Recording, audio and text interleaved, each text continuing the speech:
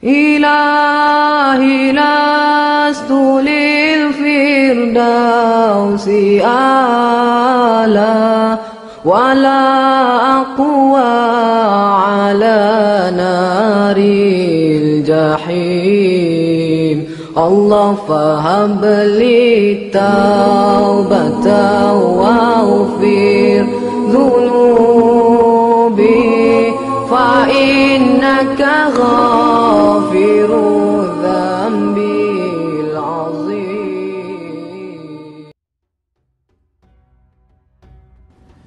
Ya'juj dan Ma'juj adalah dua nama suku dari turunan Adam, sama dengan kita manusia. Nabi SAW sebutkan ciri-ciri mereka. Mata mereka sobekannya kecil sehingga mata mereka kelihatan seperti sipit, tapi bola matanya besar.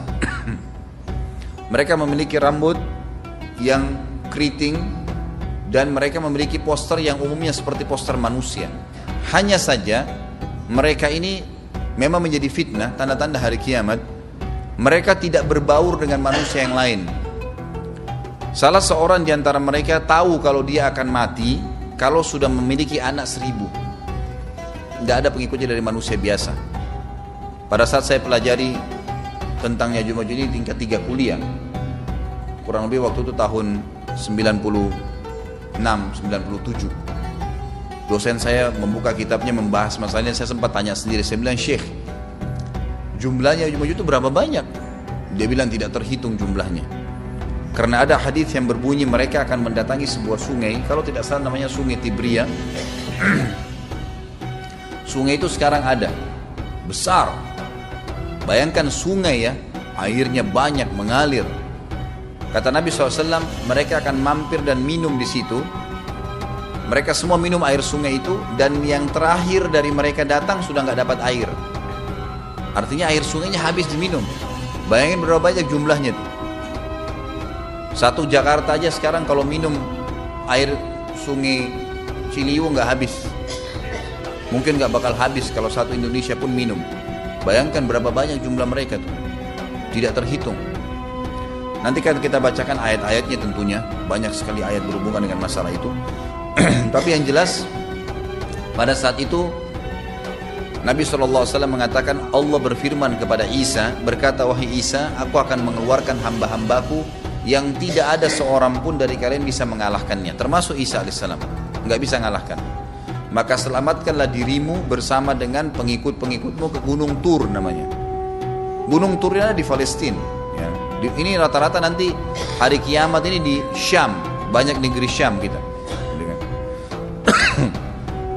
Maka Nabi Isa pun AS menyelamatkan diri dengan pengikutnya ke Gunung Tur yang diikuti sama orang-orang yang beriman. Lalu tentu yang bisa ikut yang terjangkau pada saat itu, karena dunia sangat luas. Maka yang tidak sempat ikut dengan Nabi Isa AS, mereka dibunuh oleh Ya'juj Ma'juj. Allah Subhanahu Wa Taala memberikan ciri khas mereka, artinya cirinya mereka ini, mereka dihimpit di sebuah gunung. Di surah Al-Kahfi dijelaskan oleh Dzulkarnain. Dzulkarnain khilaf antara ahli sejarah mengatakan dia nabi atau dia orang saleh. Tapi Allahu alam, saya cenderung dengan pendapat yang mengatakan dia adalah seorang nabi. Karena Allah SWT angkat ceritanya dalam Al-Quran. Dan Allah berikan dia banyak mujizat. Di antaranya mujizatnya adalah menahan Ya'juj Ma'juj waktu itu ingin membuat kerusakan. Di zamannya dia dulu. Jadi memang Ya'juj Ma'juj ini ciri khasnya, kata Nabi SAW, mereka memakan apa saja. Batu. Kalau hewan-hewan itu kalah jengking sama ular. Binatang-binatang buas, harimau, mereka makan semua. Jadi bukan seperti manusia normalnya. Mereka membunuh semua yang bukan seperti mereka. Mereka buat kerusakan. Sampai-sampai kata Nabi SAW tidak ada yang bisa mengalahkan mereka, dan jumlah mereka sangat banyak. Salah seorang di antara mereka tahu dia akan mati kalau sudah punya 1000 anak. Dan tidak menikah dengan umumnya orang. 2 suku ini saja. Kata Nabi SAW dalam hadis Bukhari, kecelakaanlah bagi orang-orang yang ada di Jazirah Arab. Kemungkinan besar makna ini adalah tempat mereka dekat dengan Jazirah Arab. Kalau tempat Ya'juj Ma'juj yang disebutkan dalam Al-Quran itu ada di Cina, tembok Cina. Jadi seperti yang disebutkan dalam Al-Quran, 2 gunung yang disatukan, di antara celah gunung itu ditaruh tembaga-tembaga. Pernah pemerintah Cina mendapatkan ada celah dari tembok Cina itu yang bolong, waktu mereka mau tempel bolongan itu dengan batu tanah yang mereka biasa taruh sekarang, ternyata di dalam itu ada tembaga yang mengeras, dan seperti disebutkan dalam Al-Quran, di mana ya Zulkarnain mempertemukan antara besi-besi yang ditumpuk lalu dipanasi, dibakar sehingga menjadi meleleh, kemudian disirami lagi dengan timah yang meleleh juga dan dibiarkan kering sehingga menjadi tembok besi. Kata Nabi SAW, kecelakaan bagi orang-orang yang Jazirah Arab karena telah terbuka dari lubangnya Ya'juj Ma'juj sebesar ini. Udah kasih isyarat dengan jari ibu jari sama jari tengahnya. Artinya mereka sudah bisa melihat keluar. Tetapi kata Nabi SAW, setiap hari mereka terus menggali gunung itu, berusaha untuk keluar. Pada saat mereka tiba di malam hari, mereka capek, mereka mengatakan besok kita lanjutin. Mereka bangun besok pagi, gunungnya kembali utuh lagi. Sampai nanti waktu di mana Allah izinkan mereka keluar. Pada saat mereka keluar, maka mereka akan mulai membuat kerusakan. Ada di halaman 82 ya.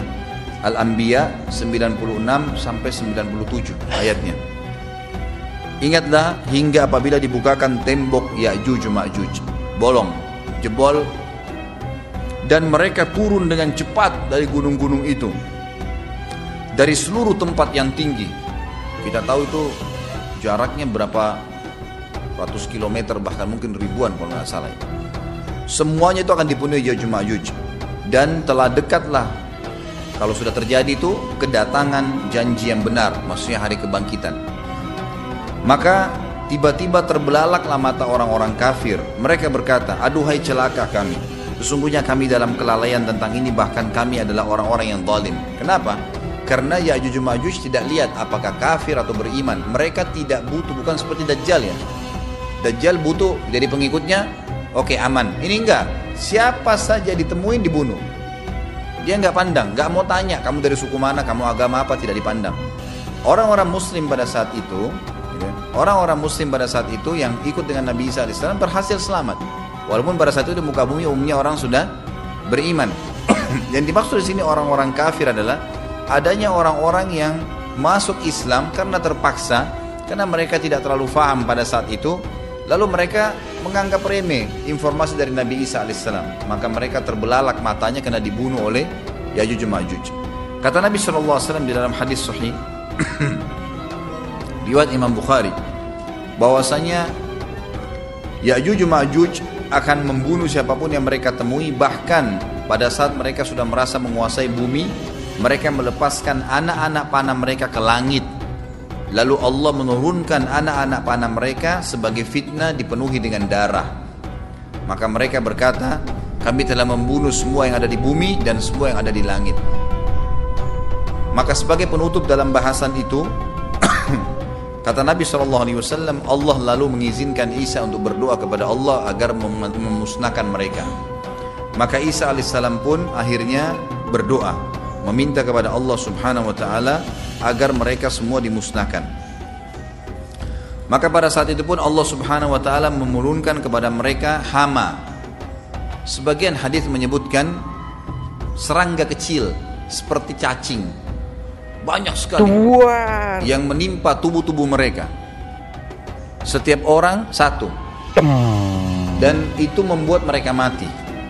Membuat mereka mati, dan mereka mati seketika semuanya. Jadi secara bersamaan semuanya meninggal. Allahu a'lam waktu itu berapa ratus juta jumlah orang Ya'juj Ma'juj pada saat itu, tapi semuanya akan mati. Dan seluruh muka bumi dipenuhi dengan jasad mereka. Setelah itu Nabi Isa AS pun berdoa kepada Allah Subhanahu Wa Taala agar menghilangkan jasad-jasad mereka yang baunya sudah luar biasa waktu saat itu disebutkan dalam hadis. Maka Allah Subhanahu Wa Taala mengabulkan dan mengutus dari arah barat burung-burung yang lehernya panjang dan pelatuk mulutnya besar, yang memegang setiap jasad Ya'juj diambil, diangkat, setiap orang satu burung. Bayangkan berapa banyak miliaran burung pada saat itu. Kita nggak tahu bagaimana, Allahu a'lam, tapi ini wahyu, penyampaian informasi yang pasti. Diambil, kemudian jasad-jasad mereka dilempar ke lautan.